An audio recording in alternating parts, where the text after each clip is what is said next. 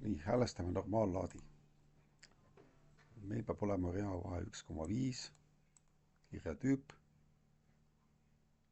ja joondus, lööpjoondus. Märgistame ära, läheme normali peale siin, parem hiirenupp ja üleval teine modify. Ja vaatame, see on joondus.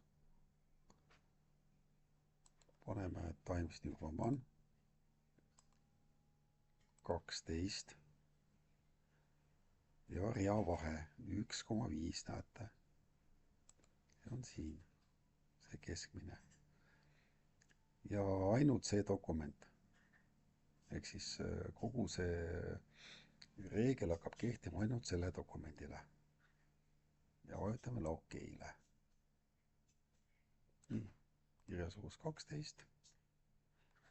Proovime veel midagi kirjutada.